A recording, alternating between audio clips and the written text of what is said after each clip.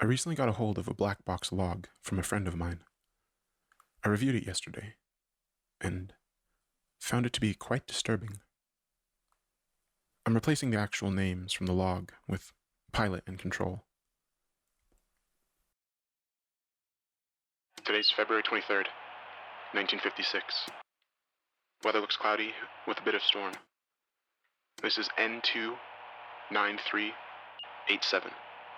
Control, do you read me? Loud and clear, pilot. So, how's the wife and kids? They're good. How's Margaret? Well, fine. Hold on for 1 second. There's a strange aircraft following me. What was that? I said, aircraft that's been following me for some time. I'm gonna try to make contact via radio. Alright, standing by. Control, do you read? Yeah? There's been a minor delay in travel. We're gonna have to make an unexpected stop in Davenport. What? No, you're supposed to head straight to Kingston. Sorry, there's been some delay. We have to make a stop in Davenport. But that town's been deserted due to radiation. Just stop in Paxton. It's closer anyway.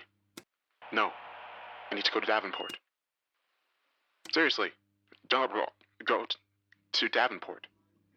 Just go to Paxton. Stand by, Control.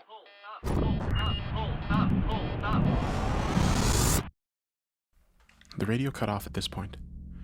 I decided to do some research on the plane by searching its serial number, N29387.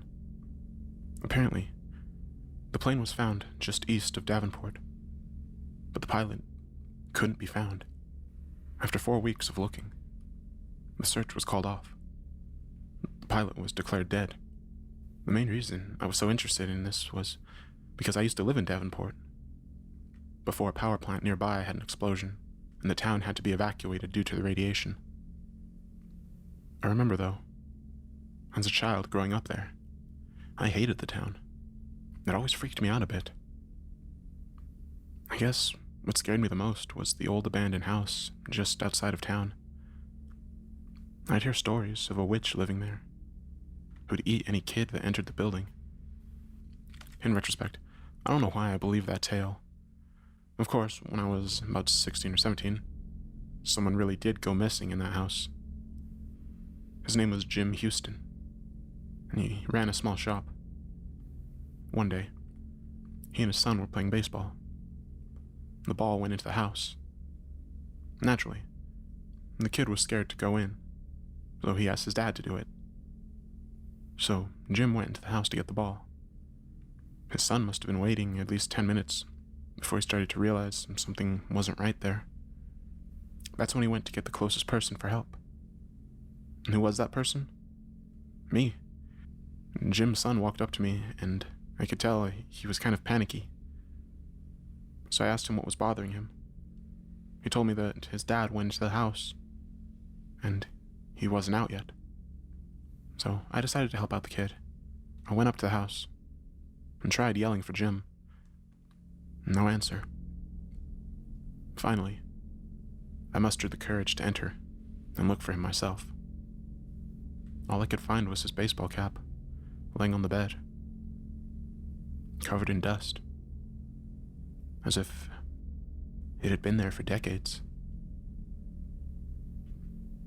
I haven't talked about that day until now, with you. So, I decided to take a trip to Davenport to look for the pilot. I knew the town better than anyone else anyways.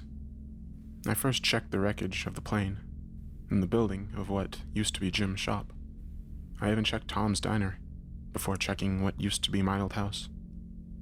It's strange how much desertion can change a town.